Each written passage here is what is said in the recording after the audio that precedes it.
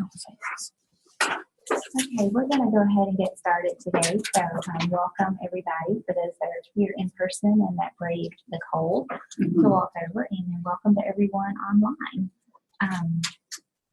And today we are really happy to have Marie Smart here. She is a retired family care specialist at the Sanders Brown Center on Aging. And her presentation is going to be, when is it time to consider placement? Just a little housekeeping before we get started for those that are online. If you have any questions during the presentation, please click on the chat icon and type them into the question box in the control panel. And Marie will answer as many questions as she can at the end of the presentation. And without further ado, I'm going to turn it over to Marie. All right. Good to see you all here today and you all online. I'm sorry I can't see you. I understand there are several of you here, so yay.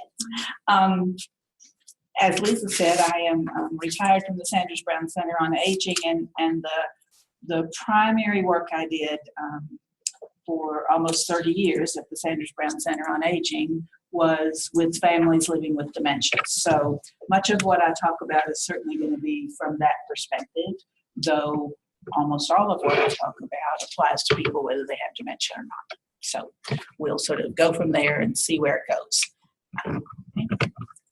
If I clip it here now to people. Yeah, let me check and make sure everybody can hear. Where'd it go? Whoops, I didn't clip it. Oh, no, that's not working. Put it on the blue. Might be better. It might describe it. Yeah. Okay, let's try that and see. How's that? Can we hear all right? Usually my voice travels pretty well. And you folks online should say if you can't hear me, and Lisa will see that. And what's that mean? I think we're good. All right. So we're going to talk about when is it time to think about placement. And obviously, when we're talking about placement, we're talking about long-term care placement. And there is a broad range of long-term care settings, and we don't have time today to cover all those different pieces. So if we need to do this in steps, Lisa, that may be something that we think about at some other time. First thing I have to say, always, when we talk about placement, and I say this when I talk with individual families, and I say it when I talk with groups, long-term care placement, nursing home placement is not inevitable. Not everybody has to go live in a nursing home. First of all, we don't have enough nursing homes to take care of everybody and all the folks who might need it. So it is not inevitable, and not everybody makes that choice, which is okay. The other thing, very general statement I make is rarely ever is that decision for placement based solely on the impaired person and their functioning. Rarely ever. It would be easy then, right? We could just check off this, and that means they need to go in a nursing home. It almost always involves family caregiving, the environment, all those pieces. So you do that.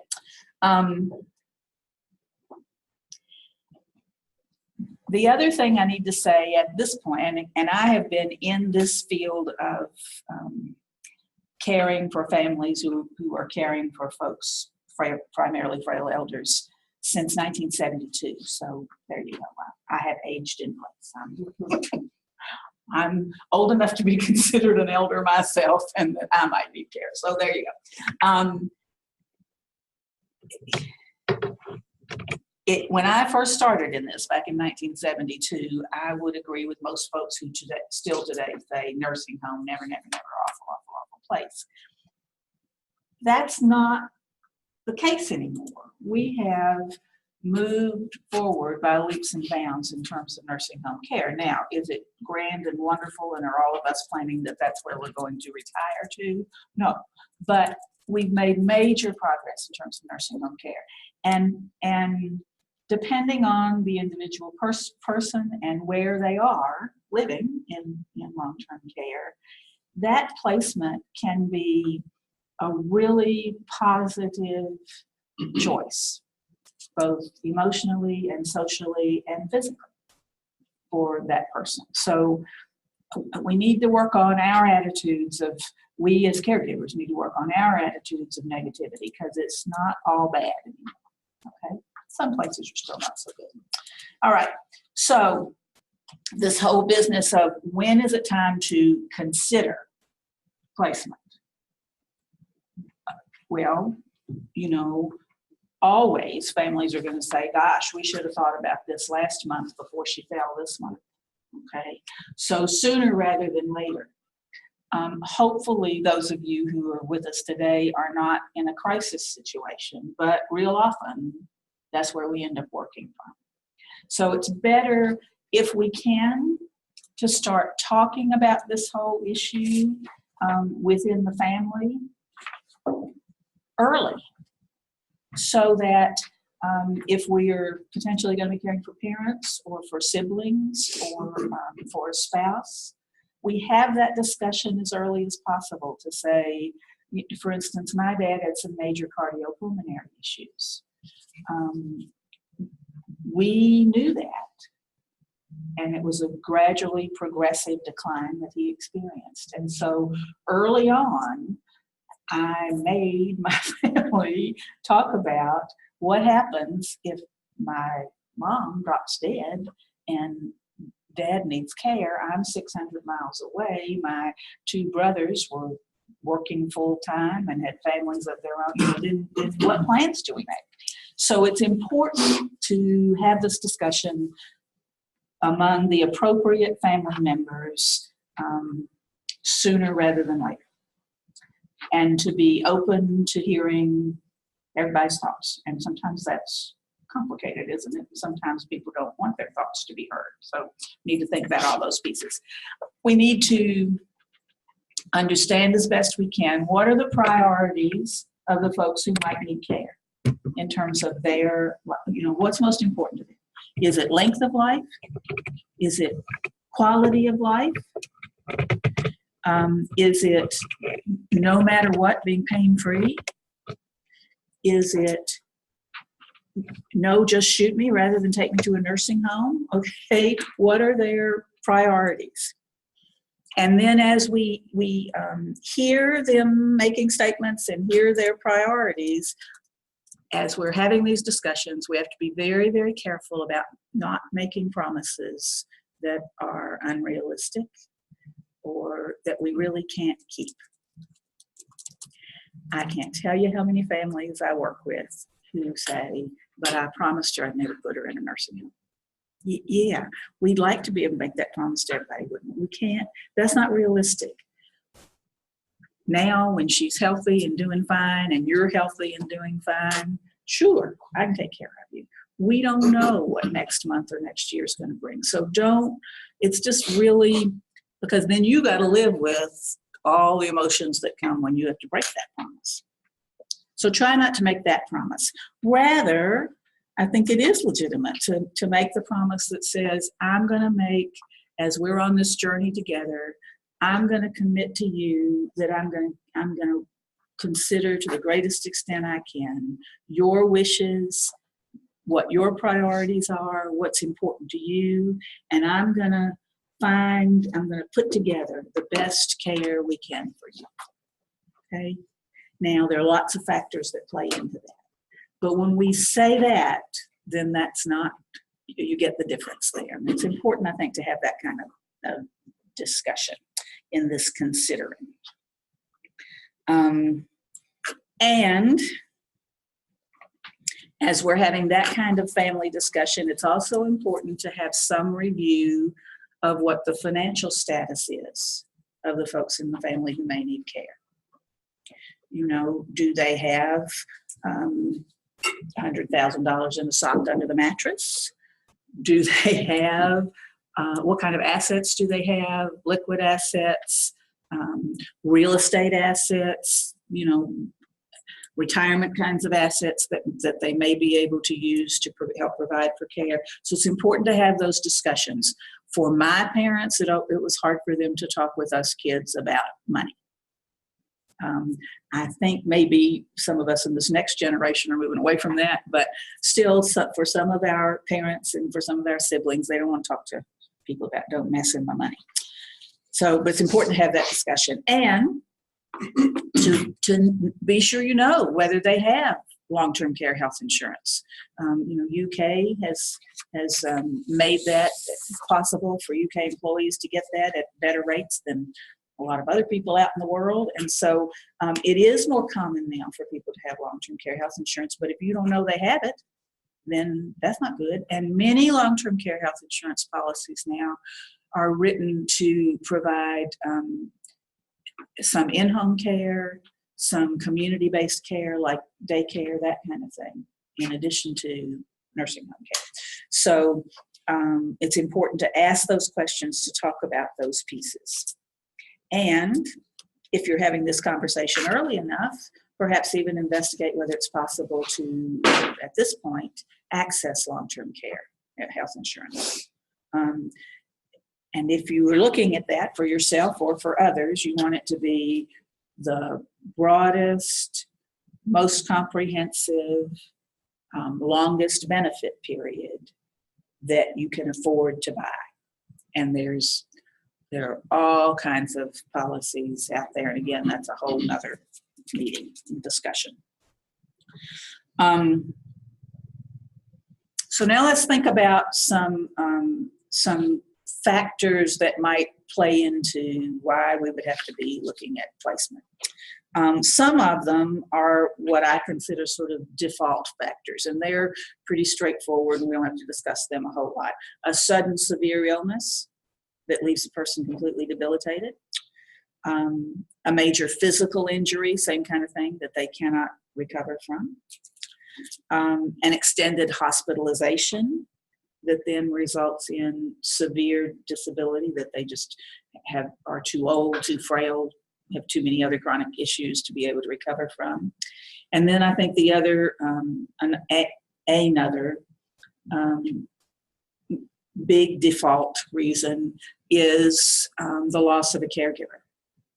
And most of the time, of the primary caregiver. And most of the time, that loss of the primary caregiver is through death. And again, time and time again, I work with families who come into me and say, Marie, we were doing fine. Dad was taking care of Mom.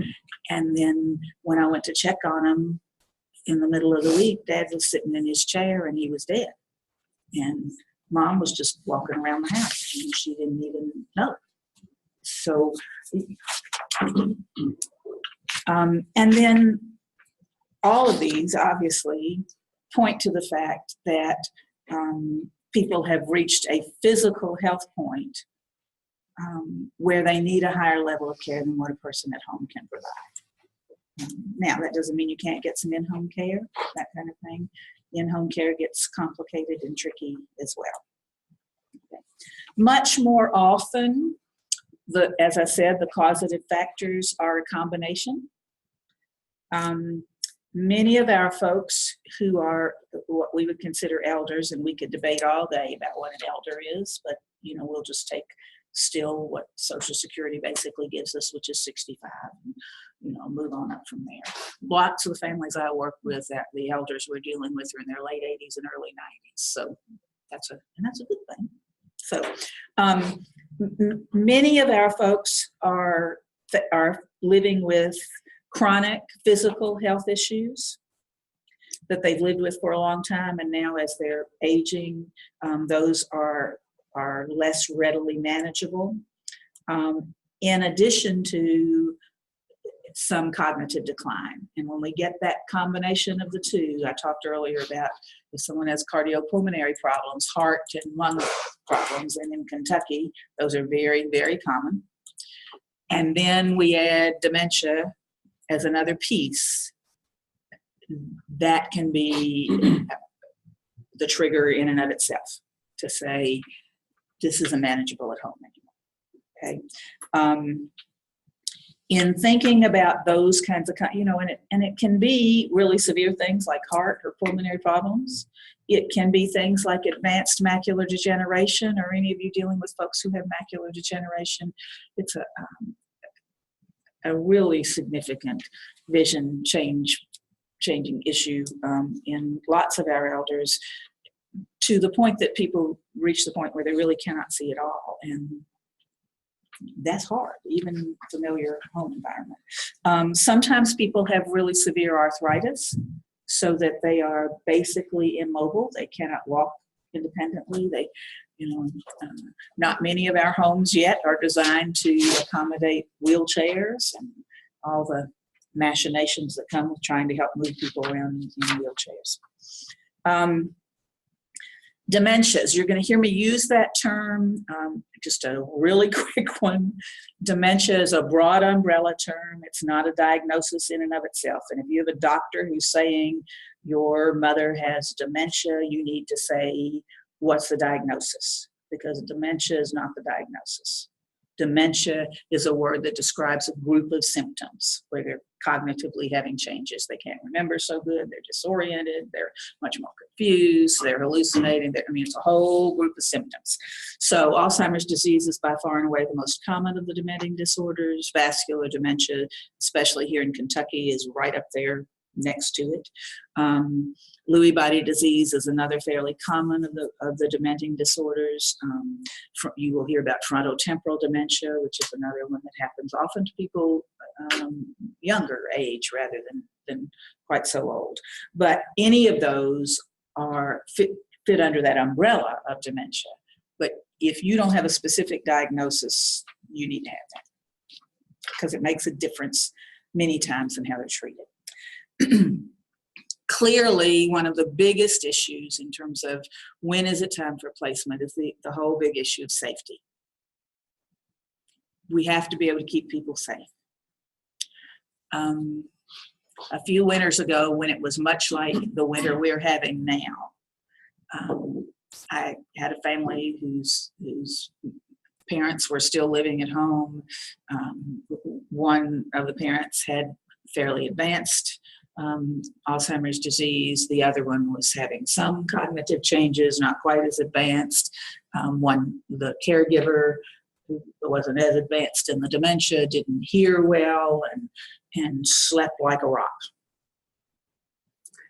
One with dementia was physically pretty active and would wake up in the middle of the night or late at night, 11, 12 o'clock at night. Caregiver's already in bed, sound asleep, with his hearing aids out.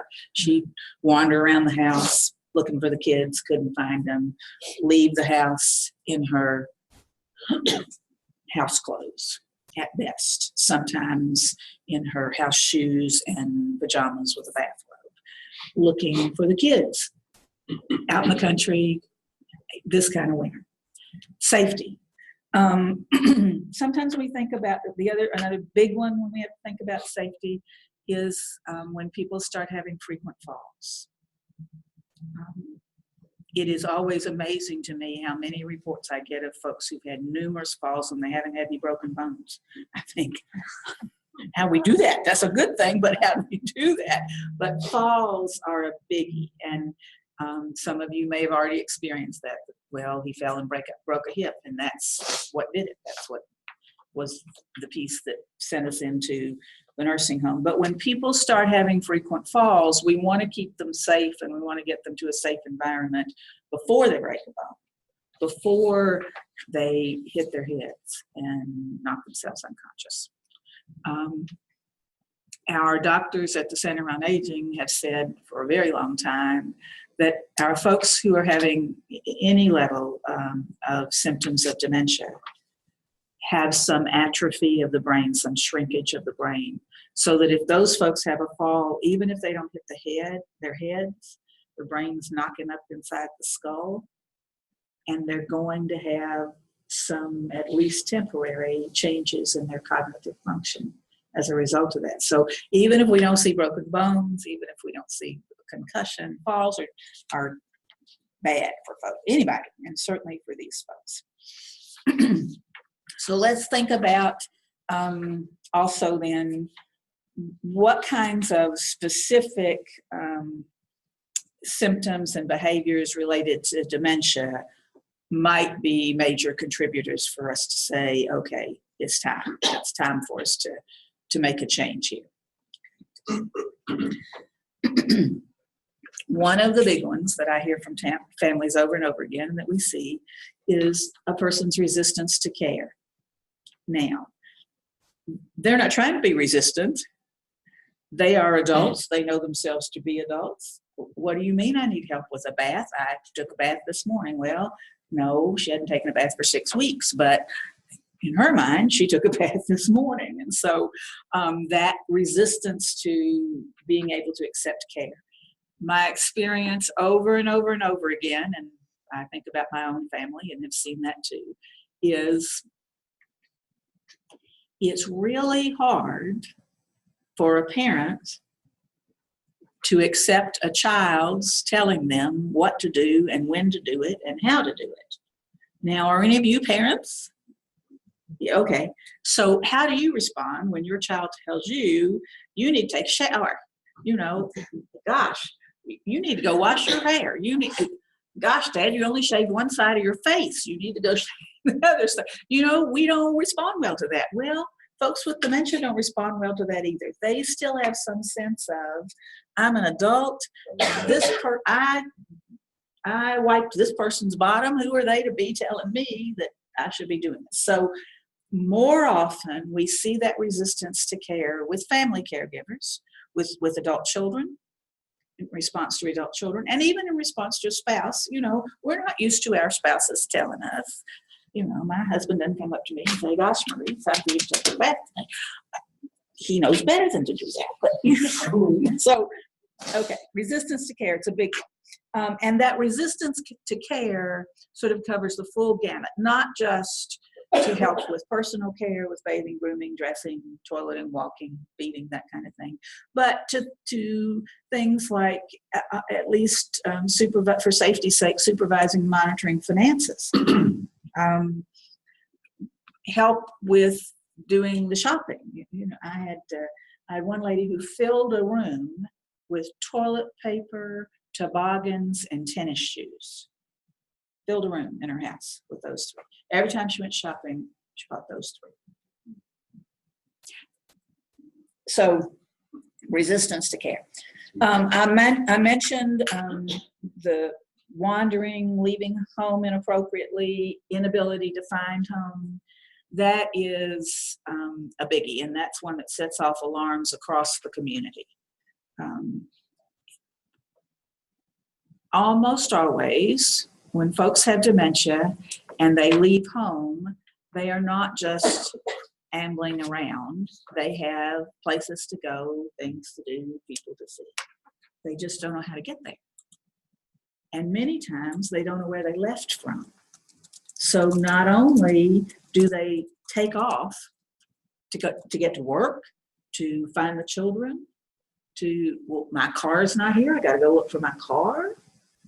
I got to go feed the pigs. I mean, so not only do they take off that way to do for those tasks, as they continue then walking, moving, leaving, they reach a point where they don't know where they came from, and they don't know how to get back home.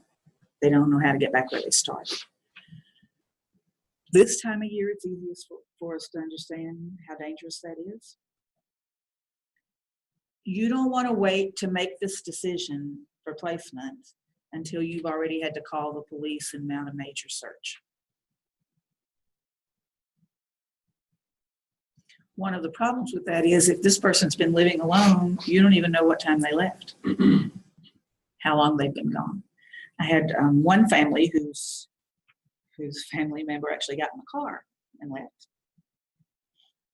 And he was gone for over 3 days, and he was found in another state, pulled over on the side of a road, out of gas, couldn't tell police where he belonged, you know, where he'd come from. Eventually, we got back home, and the gas credit card bills started coming in. The family, he had been through 3 states. Wow.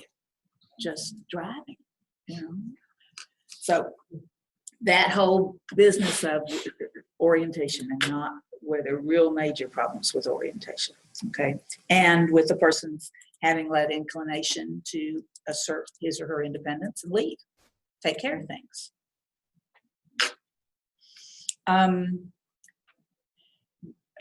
Many folks with dementia have no idea that they're taking medicines. They certainly can't comprehend why they're taking them, what they're taking, what the doses are, how frequently they're taking. Time and time again, when I worked in the clinic, the Sanders Brown clinics at UK, we would see families just with persons in awful trouble because their medicine, they were so confused, the person was, about how to take their medicines. And they would be taking, 2 or 3 doses of one medicine, not taking any of another. And again, if somebody's taking a heart pill and a blood pressure pill and a cholesterol pill and maybe an antidepressant and some medicine for their cognitive function and then something to sleep, and we start piling all those on, and they're not taking them the right way, or they just stop taking them. I've had families who said, Marie, we went in to check and we realized your pill bottles were empty, and then we realized they hadn't been filled for 2 or 3 months. Well, big trouble. Another one that we might not think about so much is how effectively can these folks use the telephone?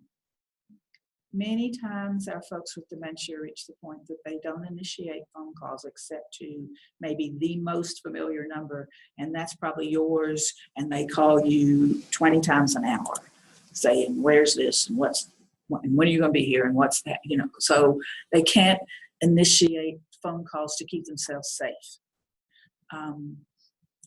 Part of the regular assessment that I do with families now, and that I did with families when I worked at Sanders Brown, was to say to the family, if they had an emergency, if your person had an emergency, could they call 911? Who would they call? What would they do about the emergency?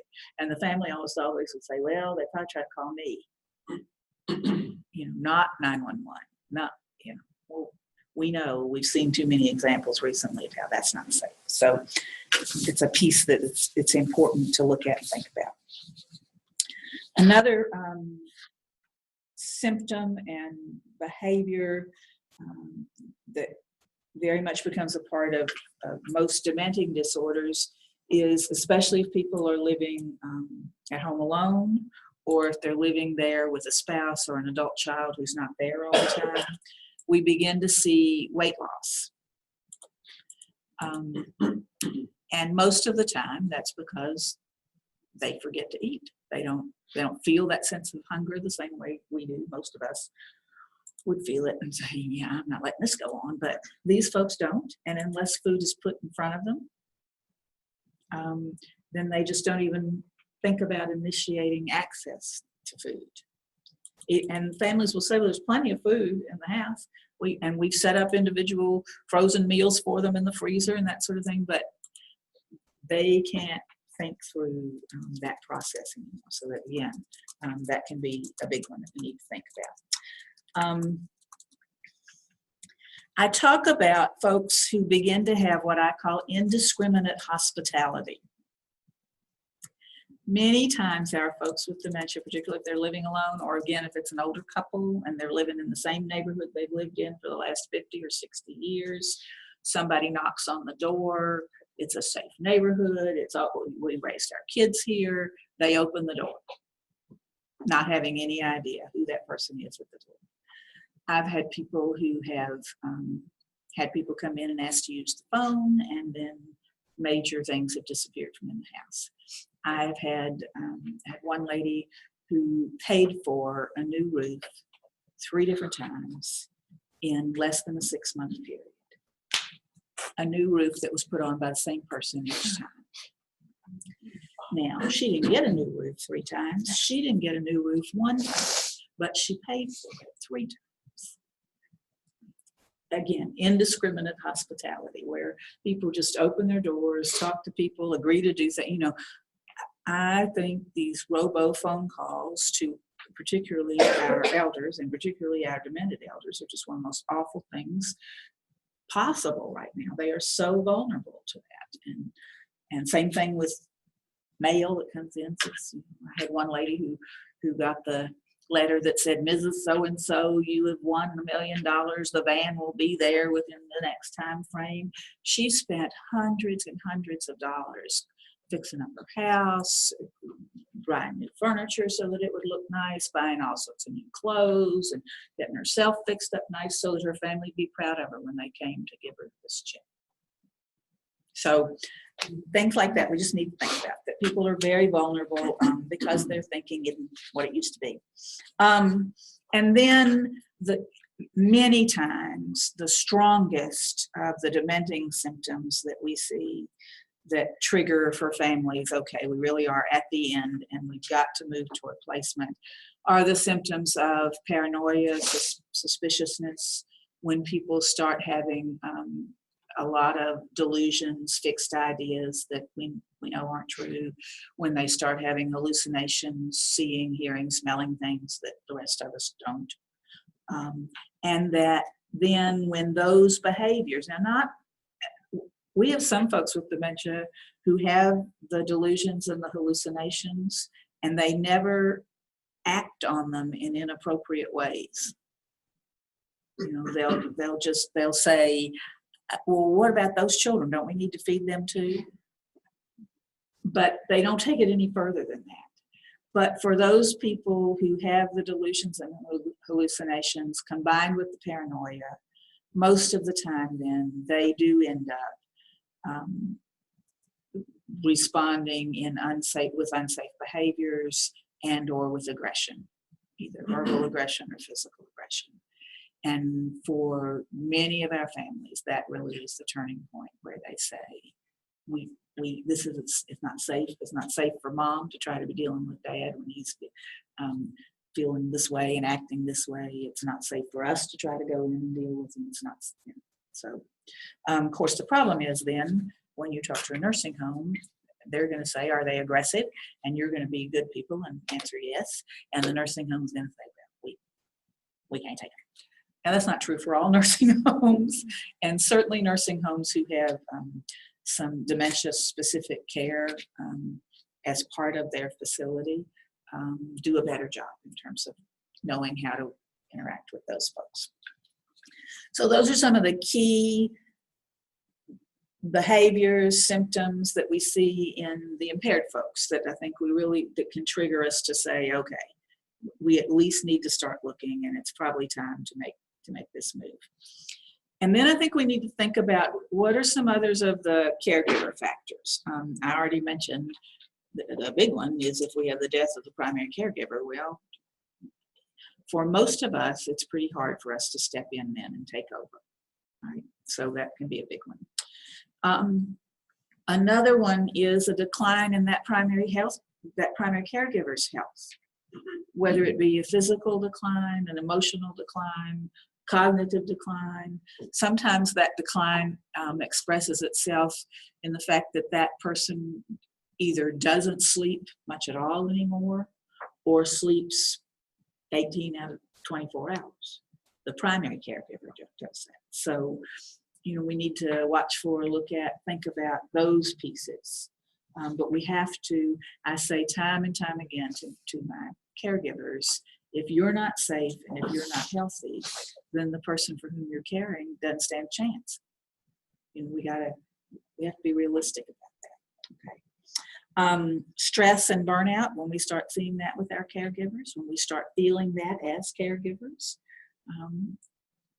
that doesn't mean that the caregiver is a bad person. We all have limits, and the healthiest thing we can do is recognize those limits and work on accepting them, find other ways to care. Sometimes, and this is can be so very helpful to families when this happens. It doesn't happen often enough as far as I'm concerned. Sometimes the caregiver's doctor will say, this got to stop. You as a caregiver are not in good enough health to be doing this care. It's time to move your person into a different care setting where you then can still be a part of their lives, but not carry this burden of care. Okay. Wouldn't that be a relief to you all? In lots of ways, if your doctor said, enough already, you've done your piece. This is taking a big toll on your health, and this got to stop. We keep working on training doctors more and more. So there you go. Sometimes caregivers really do begin to recognize, and good for them when they do, and sometimes their family members begin to confront them with the fact that relationships with those other family members are suffering as a result of the caregiving.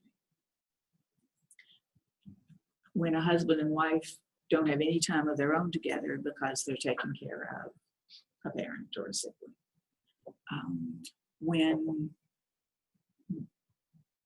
daughter who's taking care of mother can't participate in the kids' school activities at all because she's so engaged with caregiving for mother. Those can be key factors and key turning points for us to say, this isn't healthy for anybody.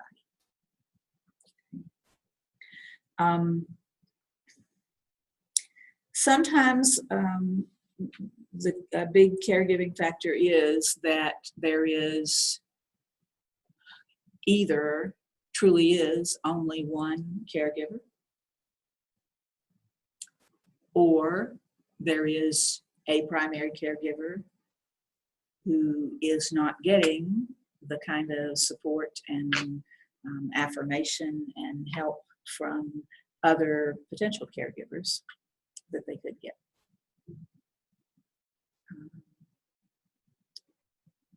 For folks caring for people with dementia, that is not a one-person job. Maybe early on, that works. Long-term, that is not a one-person job. And that's not healthy for the caregiver, and it's not healthy for the person with dementia to become totally dependent on just that one person. That's not healthy.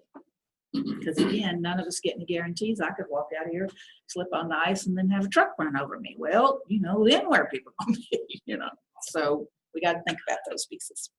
And then sometimes, again, caregivers or others can help caregivers see that the level of care they're trying to provide for this person is way above their pay grade at this point. They really don't have the expertise, the knowledge, the energy to do that kind of care. When people have 20 different prescription medications that have to be given at least 4 different times throughout the day, that alone can be daunting even for nurses, and it for sure can be daunting to some of the rest of us. So, when people have to be have hands-on care for all of their bodily functions. I had a caregiver who was trying to take care of her mother who had a colostomy that the daughter had never ever dealt with previously. Now the mother was demented and had this colostomy. There's some things that we don't know how to do, and it's okay not to know how to do them, but often that's the turning point for us to look at. So I'm getting close to time, Mark. Okay, so I haven't even begun to talk about the other piece is we need to figure out how to cope with all this. Recognize your limitations and accept them. Easy to say, hard to do, but and get somebody else to help you recognize them. Recognize the limitations of the impaired person and accept them for what they are. These people are not making things up.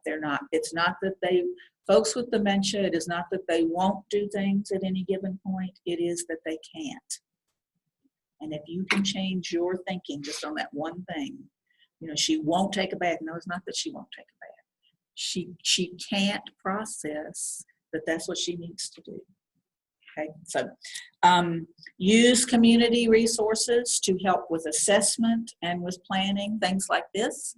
The physicians, both the primary care physician and specialists, if folks need specialists. Use geriatric care managers. Certainly for UK employees, use the elder care program. It's a wonderful resource in lots of ways. Use dementia care specialists. I'm one of those in the community still. There's certainly others in the community. Seek, if you're having real trouble coping, if the caregiver's having real trouble coping with your own emotional state, Get the kind of help you need from counselors, from your doctor for antidepressants, anti-anxiety medications, that kind of thing. Those will be short term. You won't have to use them the rest of your life, but there are times when we need that in order to be able to do the care we do. Look to clergy if you're people of faith who have that kind of community resource. Support groups in the community. The Alzheimer's Association has support groups throughout the state and certainly here in this community. And sometimes the social workers at Adult Protective Services can be helpful if you need them to be, when there are times when you can't get folks to make the move that needs to be done. And again, that's a whole nother talk about how we do all that kind of stuff, about how we make the move. We're just talking now about how do we know it might be time. Again, be careful what you promise, because it affects how you respond and feel, and also how the other folks do. Monitor your own emotions and own them.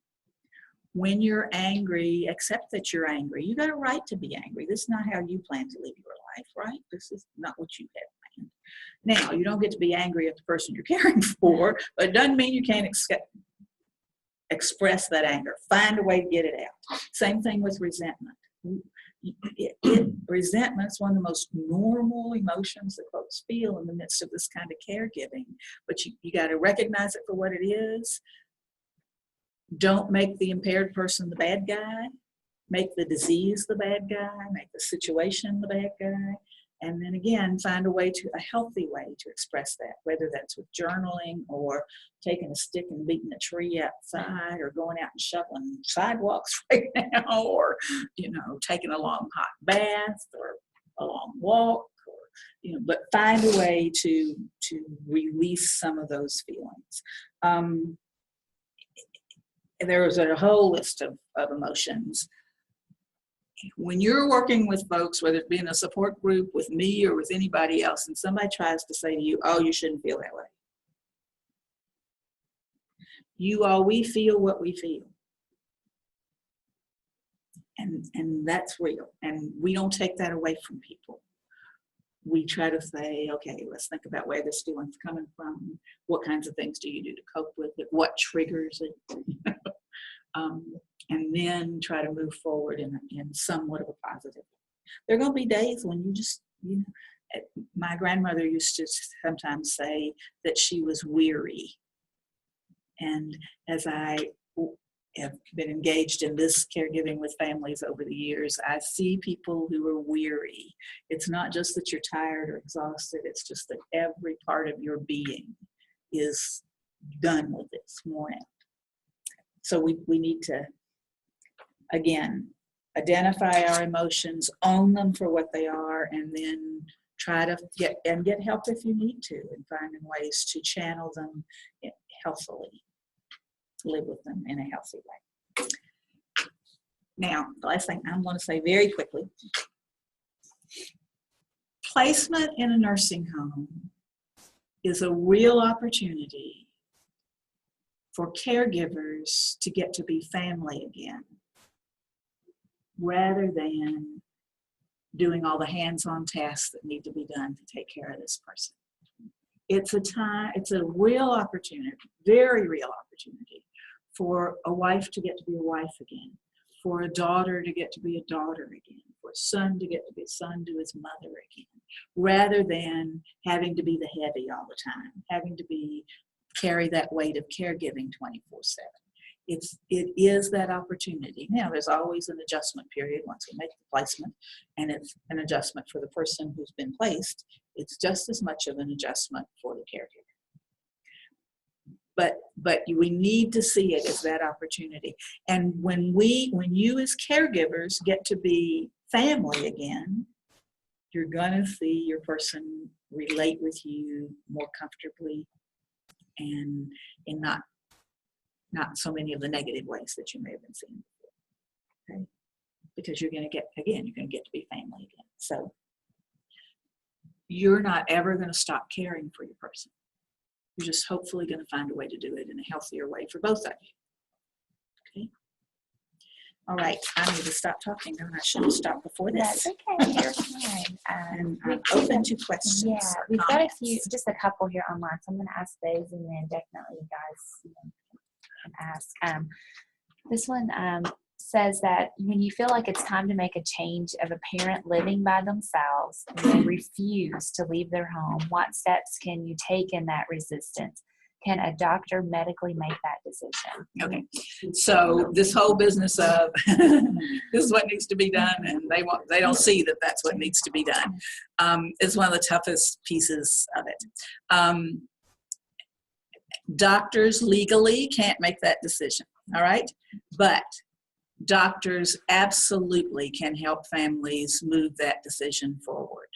Any number of times I've had doctors talk to the person and say, I need you to make this move for now. I need to get some medication adjustments made. I need some good nursing observation on you for a period of time. I need you to make this move. Or I have had doctors who have said to the person, I know you're doing fine, but your wife's not doing well now at all. And so we need to get things taken care of here. And so I need you to live here at this point for now. And okay. So doctors can be a part of it. Can they actually say no? Sometimes I always try to help families look for a person of authority to help move that forward. Doctors still, for many of the folks for whom we're caring, are persons of authority. When somebody has to say this to me, and they try to get a doctor to tell me that, I'm going to laugh in their faces because, I'm the one who's told the doctors to tell people that. So they're not going to work with me. But so a person of authority, a doctor, sometimes it's another member of the family who's not the primary caregiver. So if mom's trying to get dad placed, dad says, no, I'm not going to do that. But son might be then the one who says, Dad, we got to, So sometimes it's someone else in the family who gets to be the heavy, gets to be the person of authority. Sometimes, again, depending on relationships and where people are, sometimes it's a clergy person, sometimes it's an attorney.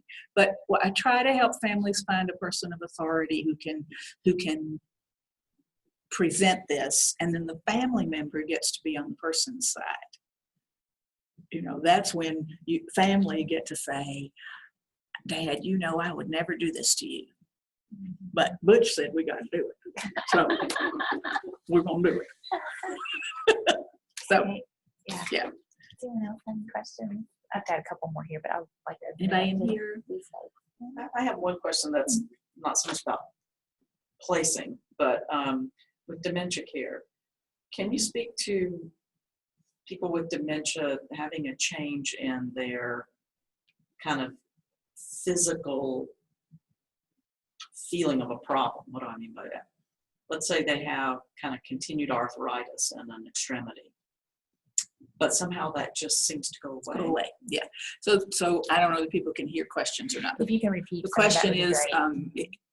is it real when we observe that people with dementia, sometimes who've had chronic pain or other issues, as the dementia progresses, they don't talk about those things anymore. They don't complain about them anymore. You ask them and they say, no, I don't hurt. Right. We see that a lot. We see that a lot. What we don't know is whether the body is not really feeling that pain anymore, or whether it is that the brain is not interpreting that the same way anymore. Yeah. But either way, if it goes that direction, where they're not feeling pain anymore, it's that's good, a wonderful right? thing. It's just strange. Right. But it certainly it is something fairly common that we see. Okay. Yeah, and I think it's more that the brain's not processing the same way it used to. The bottom line is they're not feeling it, so that's Just like, I'm sorry? You're treated. If someone's been on meds for arthritis and they no longer have it. Certainly there have been times when families will say to us, or when staff in nursing homes will say to us, this person does not appear to be in pain anymore. Their arthritis does not seem to be bothering them anymore. And our doctors sometimes have said, then let's stop that medicine. Why keep people on that medicine if they don't need it? When the medicine stops, if staff or family start seeing signs of pain, even if the person doesn't talk about it, if they start seeing signs, we just put them right back on. But we think it's more this business of the brain is is not interpreting the signals the same way. Just like many, as I said earlier, many people, as their dementia progresses, if food isn't put in front of them, they don't feel that hunger the way they used to. The brain doesn't interpret that sensation the way it used to. Well, this other question came up at the resource fair that we had recently.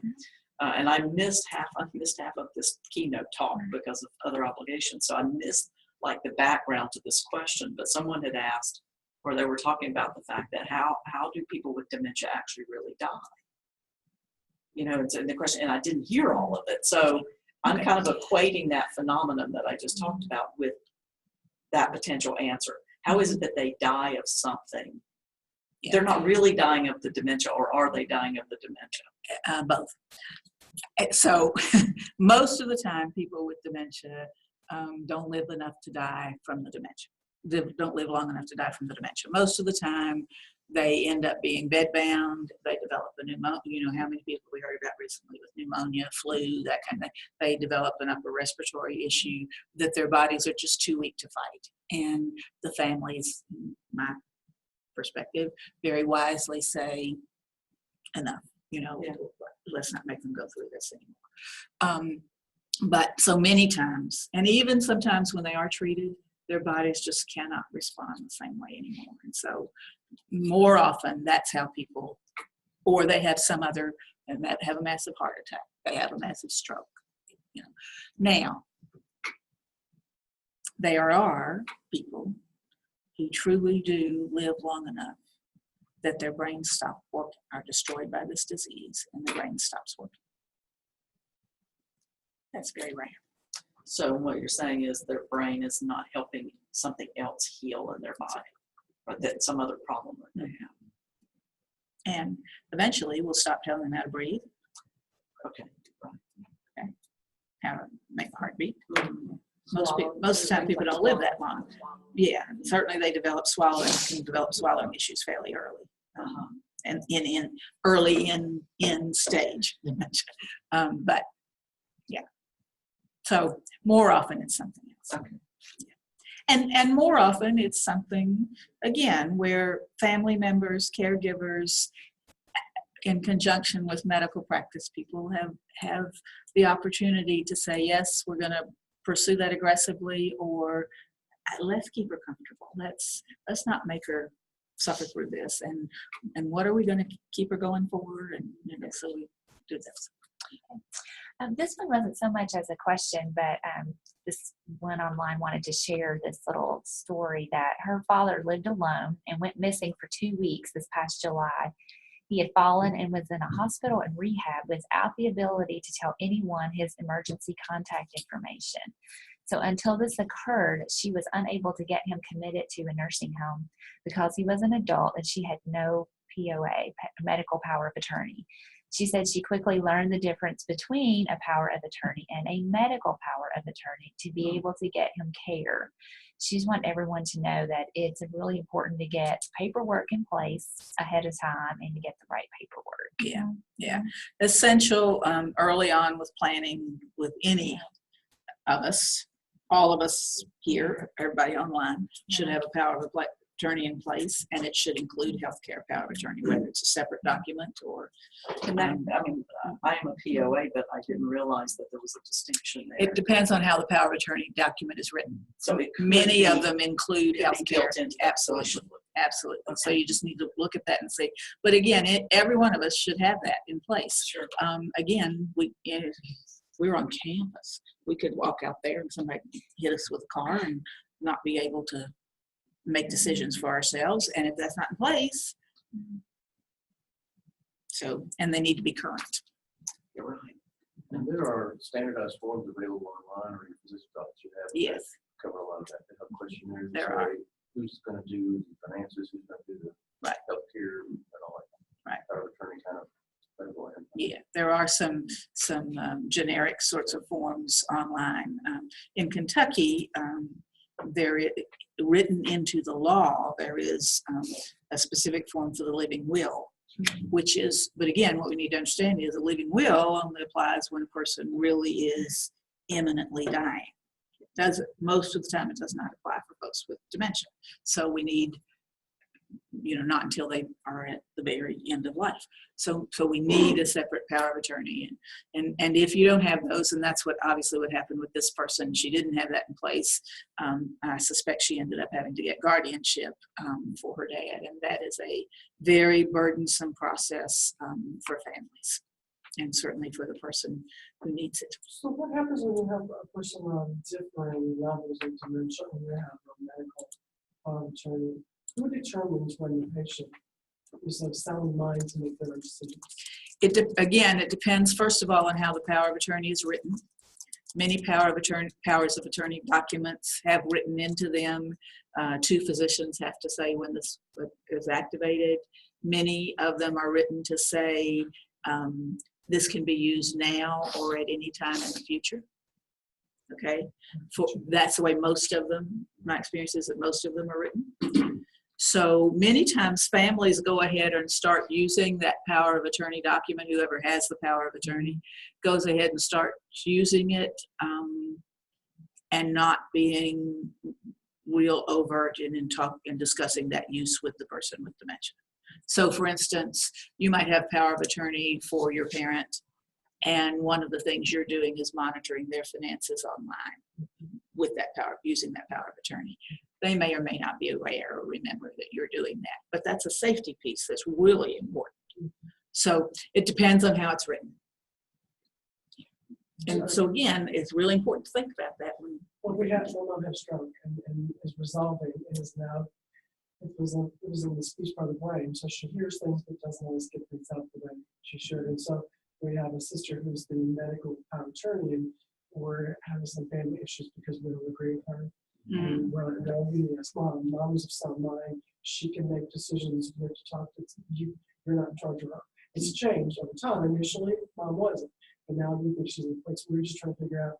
Where does it start? Yeah, I think when there's that kind of concern that one person's making decisions and that the impaired person may have improved to the point, especially after a stroke, that's possible, to the point where they can make decisions. I think it's not unreasonable at all for others in the families to say, let's have her seen by a neurologist. Let's have her seen by a neuropsychologist who can assess her cognitive function. And those people who specialize in that can assess that cognitive function, even if people don't have good verbal skills, that kind of thing. That's what we need. Yes, that's what you need. Okay. Yeah. Unfortunately, she's in Ohio. Okay. So That's a tough part to be distance. it's hard, and then because of the speech thing, it's very difficult. Yeah, but it can be assessed, and obviously she's had some rehab work with her stroke, and so I think it's not unreasonable to say, let's have another evaluation. She's this much past the stroke. Let's have another full evaluation, including her cognitive status. Yeah, The sister's backed off. But it was for a while. She's That's- very that's- yeah, And none of us. yeah, It was hard. yeah. It is hard. It's You have to be always careful hard. who you put in charge of. Yeah. Yes. You have to understand Yes. that- I say to people all the time, you want to choose carefully who your parents are, but then you also want to choose carefully who you have in being in control of your life. So I don't have any more questions online, so we we're probably gonna kept people beyond time. wrap it Thank you up. for being here today and for good Good night, discussion you're in. with you all. For coming. Elder care